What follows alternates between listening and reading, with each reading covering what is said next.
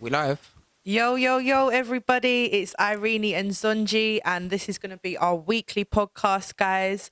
And we're going to be talking about discussions of being Black in society in the UK, how we're treated in work, how we're treated as Black women or women of colour. And we're going to be talking about current affairs every week and lots of interesting topics. You guys, this is an interactive podcast, so if you've got any suggestions, please drop them in the comment section at the bottom of this video to let us know what podcasts you want to be seeing and what discussions you want to be talking about. We will be introducing guests as well, and we're going to start off this week talking about how women of colour or Black women are treated in work. All right. So Yeah. So yeah. First, tell me about what you're going to discuss right now, because you said you're going to discuss Black women in work. To chat about that. So tell me now more about that. Where is it? Is it in London, Liverpool, here, around the UK, globally? What? all right, cool. So obviously I'm originally from Essex. I grew up in Essex and East London. I went to school in Ilford, and I went to school in a mostly Asian populated area. So as a child, I didn't really experience like racism or anything like that. Moving up north at the age of 23, I've lived up here now for about 9 years, nearly 10 years next year. And I used to visit Liverpool a lot as a kid. And I feel like I had rose-tinted glasses on, really. I didn't really realise how much different the culture is up here, up north, compared to down south in London. So is it different here? 100% it's In Liverpool? different. Yeah. What different about it? Well, I'd say the main differences I've noticed is just like people make such a big deal of colour up here. Like it's very separated, like black to white. Whereas in London, like we're more inclusive of black and white. It's not really, nobody really makes an issue of colour, like compared to how they do up here. Also mixed race people, like in London, like I'll get regarded as a light skinned girl, like as a little lighty.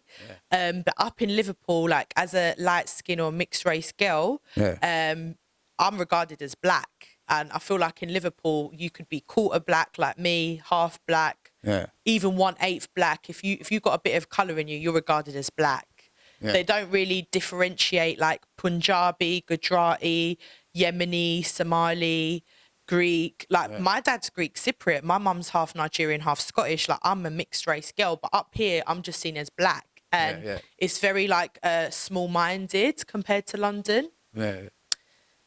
So yeah, I just want to just discuss in this podcast today how I've experienced being treated most recently in my recent job that I had to leave. It wasn't due to racism, it was due to like what they had me doing. And it's also been like a realization that I'm just going to put all my whole heart into being a creator, not doing these menial jobs just to get money. Instead, I'm going to invest my time in myself and start making money through my following on TikTok, which is really big, or my following on Instagram, which is growing, you know, it's at 5K. I'm looking to grow it to 10K now, and start doing like my music and using my voice and my talents as a creator rather than working for someone else for what, £10 an hour. Do you know what I mean? And doing things that I don't really enjoy. So it's better like working for you rather than working for somebody else. Yeah, like I feel like you're working to build someone else's dream rather than working to build your own dream. So I think it's just been like I've come to like this full moon. I don't know what it is, but it's just clicked me to realize I am not putting my energy into the right channel. Do you know what I mean? Yeah. So you want to like invest your energy into yourself, not somebody else. Absolutely, yeah, 100%. So what job did he do? Okay, so I was working at a bar. I'm not going to name it for legal reasons. I'm not going to name people and hot people up online because that's not really what I'm about. I don't encourage like cyberbullying and like stuff like that. So we can't. But why not name and shame them? Because like it might happen to somebody else. Yeah, it could do, but that's not what I'm going to promote. You know, I'm going to just keep it very like hidden who it was and where it was. But you know, if somebody wants to discuss it privately with me, then yeah, but I'm not going to put a video out slagging people off because that's not what I'm about, you know? But I worked in a bar on the Albert Docks. I've worked in really, really high-end restaurants like San Carlo and Bar and Grill, and had an amazing 5 years working in hospitality, working in amazing venues like Coldy Golf Club, which is like exclusive, working in Formula One. Yeah. I've worked in some amazing places like in the Tate Art Gallery. I've looked after the Labour Party. Like, I've had some great experience in hospitality, don't get me wrong. Yeah. But I'm so experienced and I'm too experienced. I came into this job last week thinking I was going to be doing bartending, basically, which I love making cocktails. I love talking to people. It's great. I love the social Good job, aspect. yeah, But then they had me on the glass wash and I done it. And I was like, my makeup was all looking fleeky. Like, I was looking peng. I was feeling great and bringing my energy, bringing my A game. And I thought, I'm too good to be doing this. It's not about like I'm too good, but I'm too experienced to be doing this. You got a lot of experience in doing this kind of job, but I've got a lot of experience. It's not I like mean, a newbie. No, I'm not a newbie, exactly. Okay, yeah. So basically, I was just thinking, hold on a minute, they're putting me on glass wash because why? And then I found out that the glass wash guy left, and then there was this other new girl.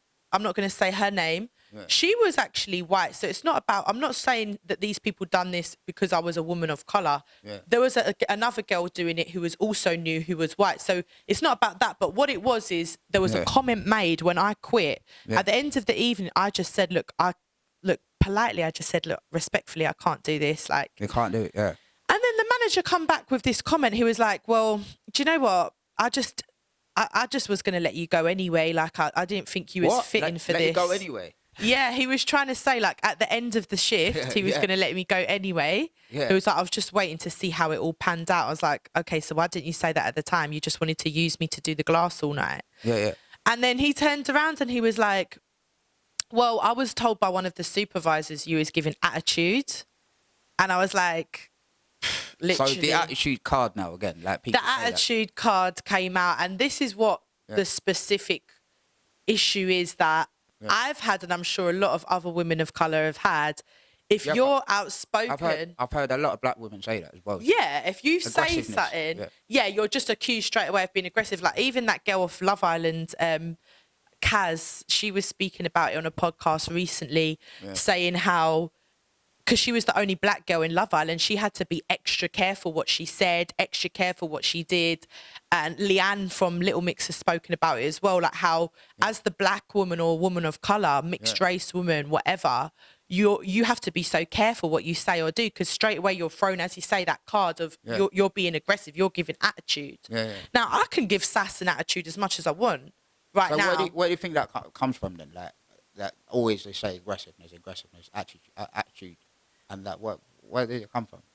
I feel like people will twist, like black people are very sassy naturally. They've got a really good banter, good vibe, good energy. And I feel like people want to try and bring down black people, yeah? They want to try and like, they've got these old fashioned mentalities of like, you know, basically, how can I say, like generational racism or basically institutional racism, that they don't even realise that they have that kind of bias inside of them. They're kind of brought up with this bias. Is it from the home, like inside their homes, like what? Or outside? I think it's even school, film, everything. It's only recently, and this is a topic that I want to discuss coming up in the next few weeks on the podcast. Of like recently black culture and being black and looking black and having black features is now in this generation seen as a positive.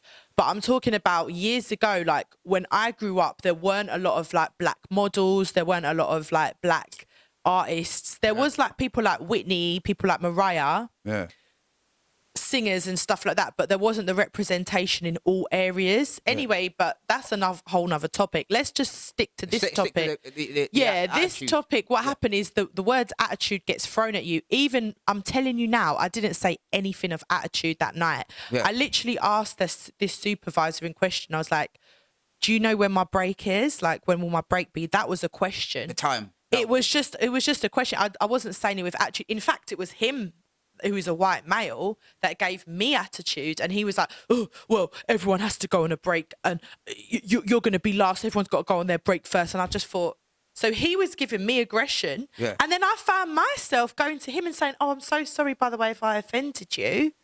and I'm so sorry if, I said something out of place. And then I just thought when I got home, like, why did you even apologise to that guy? You had nothing to apologise about. Yeah. And this is precisely what I'm saying is so toxic and wrong that as a woman of colour or a black woman, you feel that you have to be so careful what you say. And even when you don't say anything rude or remotely attitude, you're still just said, oh, you gave attitude. Yeah. And there's no proof that you did, but people will just say it. And because you're black or because you have colour, people will just think, yeah, she probably did. I think. Do you think that's like the slave master attitude? Like basically, you have to say yes. If you said anything that against that basically, nah, it's not right. I feel like it is like, obviously for me personally, I'm not looking that deep into it. I'm looking at it as superficially. Yeah. That's a lie. Yeah. But people will say it and it will be believable just because you have colour, just because it's a stereotype. Whereas if white women behave like that, it's not seen as like the same thing. Do you think he'll understand if a white woman said, when is the break time, so I'm going to go to break? He will understand, yes? Do you think the boss? I feel like that he wouldn't have used the word attitude. He would have said cheeky. He would have gone, oh, she's cheekier. Yeah. Whereas, for me, it's because I'm like a woman of colour. Yeah. Oh, she gave attitude. And it's like, it wasn't even attitude. It was just a question. Yeah. He was the one giving attitude. Yeah. So what did you say to him that you apologised? I literally went to him 5 minutes later because he seemed really pissed off that I asked that question. Yeah. And I was like, oh, I'm sorry if I offended you, by the way. I didn't mean to offend you. I was literally just asking when my break was. And he was like, oh, no, it's fine. It's fine. But they're so two-faced. Like, so many people in the workplace. So don't you think that you've been nice, then? You apologised? I was being nice, but, like, I didn't get recognised for that. I just got accused of... Because I feel like I quit and he got offended that I quit. Yeah. So he got his guard up and he thought he would try and criticise me in any which way possible. To try and make it look like I was going to sack you anyway. And it's like... Sack you anyway? That's literally what he was like. He was like, I was going to let you go anyway. I just don't think you're fitting for this job. And I was thinking, say I'm not fitting for this job because you didn't advertise a bar back. You advertised a bartender. Yeah. I signed up for a bartender, not for a bar back. That's rude, though. We can't say that. I think... It was rude. Opinion, it was really rude because you can't say, I was going to sack you anyway. It was rude. It was. But you know what? Like, this is the whole thing. Like, this point's leading on to... My point that I wanted to make in this podcast also is like live your life doing something that you truly love and you truly like. I'm a creative. I'm an artist. From a young age, I've always wanted to be a singer. I've always wanted to be in the arts, and my parents discouraged me to do that. And they was like, go to uni. So I did, and I listened to what my mum and dad said. But you'll get taught in school, go to uni, do this and that. But then there's people with degrees working in Tesco. Yeah. Like, going to uni is not going to guarantee you success in life. So for me, it's like, I'm going to start living my life how I want to live it, which is not working for £10 an hour for people that are going to treat you like shit, basically. Yeah. So from now on, it's been an awakening. I'm just going to put all my energy. You're not going to work for someone. No, I'm going to work for me. I'm going to work to build myself up as a singer, as an artist, as a podcaster. As a creative.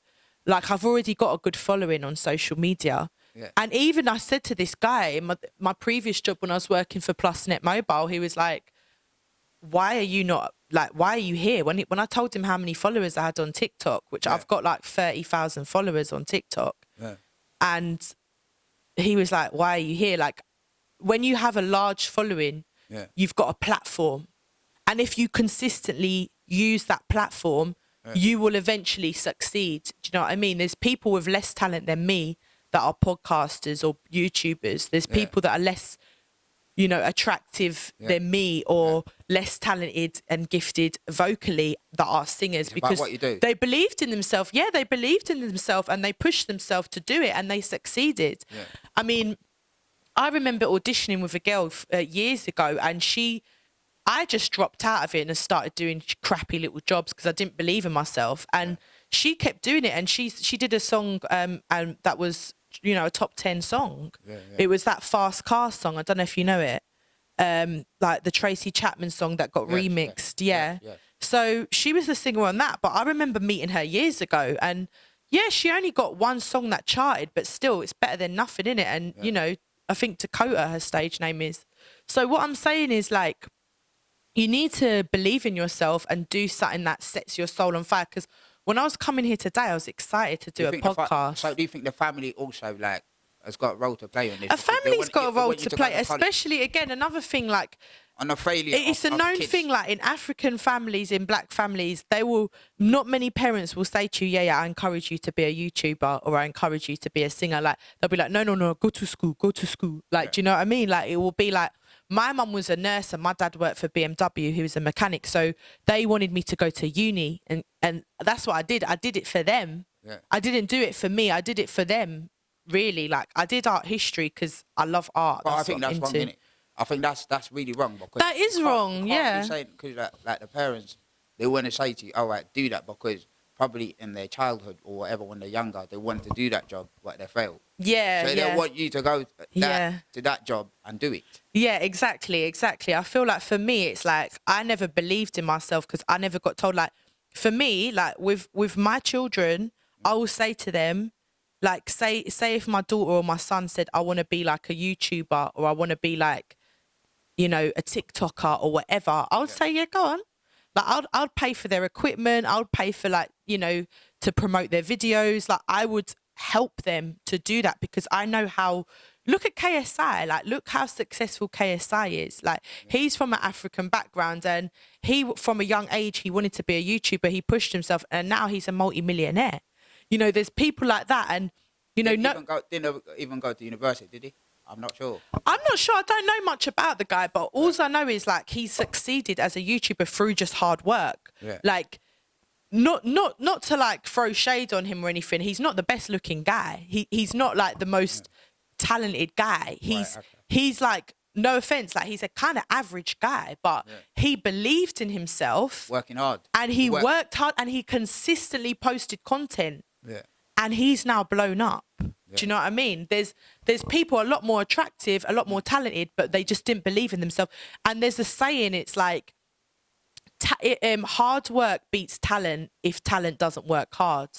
All right, that's a great one. And that is so true because there's a lot of people like myself who are very talented, who are who have got amazing vocalists or looks. Some people got family. You got to understand that some people got family that supporting them anyway. Like money. Yeah. Paid up a lot of money to promote. Absolutely, definitely. I mean, there's artists out there like, you know, there's people that, as you say, they've got rich parents that are paying for them to get online, and there's a few I can think of, but I can't remember their name, to be honest. And then there's people who have come from absolutely nothing, but they believed in themselves and they pushed themselves. And, you know, look at the Kanye West documentary that's come onto Netflix. I don't know if you've seen it. No, what is it? What is it about? It's about Kanye coming up as a producer from Chicago, and he was like seen as just a producer, but he wanted to transfer into a rapper as well as a producer,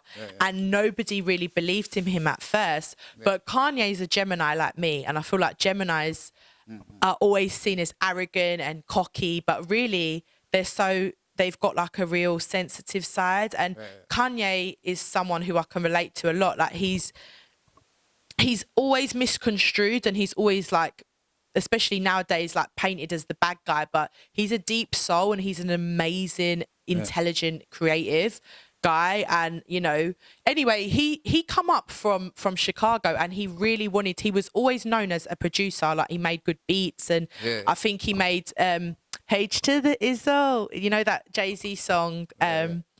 And he produced that, and Jay-Z took that beat from him. Like he was doing some sick beats, but then he was like, I want to make an album as a rapper. Like I want to make an album. And his mum believed in him. Like that Donda, she really believed in him, and she was like, a giant looks in the mirror and sees nothing. Yeah, she helped him out. Yeah, and that was powerful what she said. A giant looks in the mirror and sees nothing. And that is how I feel myself. I know I've got so much talent and so much greatness inside of me. And I feel like I didn't believe in myself for a long, long time. I feel like I was allowing myself to be treated so less than I deserved for a long time. So I got this question. So you're saying that because earlier we talked about the attitude, yeah. So what can like women of color actually do to fight this or get rid of this kind of cards people are always playing? That's a hard question. I feel like Kaz said, I saw her say that a few weeks ago, and she's so right. Like, as a black woman or woman of colour, you have to be so careful and you have to be extra nice so that you don't get accused of having attitude and having, attitude or aggression. Unfortunately, I feel like that might never go away. I can't see that's going to go away for a long time. I mean, it's just like a stereotype. What can black women do then that to stop this kind of thing? Well, basically, you have to call people accountable. Okay, yeah, sorry. Sorry, you have to call people accountable. So they sent me an email when I left, and they said, "Why did you leave?" From the actual company, yeah? And they asked me to fill out a little survey. Why did I leave? And would you recommend this company? Blah blah blah. So I was honest and I said I left because the manager was rude. Yeah. And they had me doing a job that I didn't sign up for, and I did. So what you need to do is you need to complain. I sent a complaint email as well to say how I was treated, and you need to make people accountable for what they did. One thing about me is, but some other people say, oh, right, if this happened, just turn the other cheek and go, whatever. Then do definitely not. Always stand up for yourself and just do not allow yourself to be treated I cannot go into a restaurant or into a bar or into a job. If someone mistreats me, best believe I will call them out for it. I will go to HR. I will go to wherever it is, the complaints department, and I will file a complaint because I will not let people get away. I feel like you've got to hold people accountable. I feel like everyone that just turns the other cheek and just lets it go, we're not Jesus at the end of the day. There's only one Jesus, It's going to happen to another person if you. It's going to happen to another person. People need to call it accountable. The thing that, like I say, with being black or black culture, people want to look like us. People want to have the big back off. Yeah. People want to have the big lips. People want to have the ethnic features, but then they don't want to treat black people right. Yeah. And now it's only getting to the point where being black and blackness is seen as supreme. Yeah. It's always been supreme, but it's seen as supreme now. Everyone's emulating black culture. Like Dave said in the song Black, they take our features and have their fun with it. Yeah. And that is a powerful line. And again, on Valentine's Day, there's another situation that happened recently. I got took out on a date. It was a first date, and the guy, he's black, he's from East Africa. Right, okay. And he took me out for a lovely lunch date. And we also went to Manchester in the evening. He got me flowers. He took me for a dinner date and a shisha date. That's lovely, yeah. We got pulled. Great. We got pulled on the motorway, okay? Yeah. So we was at a traffic light. What, the police? Yeah, there was 2 white police officers in a car next to us. They were looking into the car and they're probably thinking, look at that black man with that pretty light-skinned girl. We're going to embarrass him. We're going to pull him over. And he felt nervous straight away. Yeah. But the only reason he felt nervous is because he's black and he knew he was going to get pulled for no reason. Yeah. I've been on a date with another black guy who was driving a Bentley. Yeah. Like me, he's from London. But he shouldn't be scared, He got pulled over as well. I think, but if he knows the law, I shouldn't be scared. Yeah, but listen to this. Yeah. Listen to this, yeah? Both of them had insurance. Both of them were taxed. Yeah. They scanned the plates, so they didn't need to get pulled over. The only reason they got pulled over is because they were black men in nice cars. Yeah. He got pulled over. Oh, you had a road traffic collision a few months ago. We're just checking you're the driver. What's that? That's not something to pull someone over for. That's the insurance people deal with that. He had tax, he had insurance. So this is what I'm saying. It's a daily struggle for black people with stereotype. I think, but if he knows the law properly, I think I'd make them pay for that time. This is why I said to him, do you know what? I put my head out the door like that, yeah? And I took down the officer's registration plate on the sly. Yeah. I didn't start videoing him aggravating the situation because I'm not stupid. That's going to then aggravate and heighten the situation. So what I did is I secretly took down his reg and I thought, do you know what? Yeah. I'm going to report you. And I've yet to file a complaint actually, but because I forgot I've been busy, but I will, if I want to, file a complaint about that officer because he pulled us up. Yeah. Luckily, after 15 minutes, we were gone and we were heading to Manchester and we had a great night. Yeah. But I felt on edge. He killed the vibe. I had Essence, Thames on loud. I was listening to music. I was feeling fleeky. I was feeling good. Right. Okay. And then suddenly I was just feeling nervous and scared. And this is what black people, if this was America, you'd be scared you're going to get shot. And that's what I was thinking. I was scared. Yeah. People were driving past. We were on the side, on the hard shoulder. It was like, whoo, whoo. The car was moving. And I just felt like... It's like the thing that they always want to put you in a panic mood. Yeah, in a panic mode. You're constantly on panic mode. And then you get accused, oh, you're paranoid. Oh, you want to throw around the race card. But it's not throwing around the race card. It literally happens all the time. Yeah. Even Dave was like, oh, I'll put my booking in a white man's name, like in a white man's face, because people know you'll get less trouble. And no one can relate unless they are of colour. You get me? I've heard some. I think I've heard some of the guys that said, "Oh, if I got money, I need to open a business and put a white girls in the front." Yeah, I've heard many black guys say that. I'm not sure. Because they just know that, like, black-owned businesses, like let's say Jordans or like let's say like, you know, Virgil Abloh. Like now, black-owned businesses are flourishing and are doing well. But back in the day. Yeah. Black-owned businesses were seen as, oh, that's ghetto, that's dodgy, they must be fake, they must be knockoff. It was all the stereotype. But do you know what? Like, there's so many points I want to make, and we'll have to bring them onto another podcast. But basically, this podcast is just mainly about how I've been treated recently in work and what's recently been going on, like my date getting pulled over for no reason other than he's black. I wanted to make a show of you. Like he come over to me, and I felt scared of that police officer.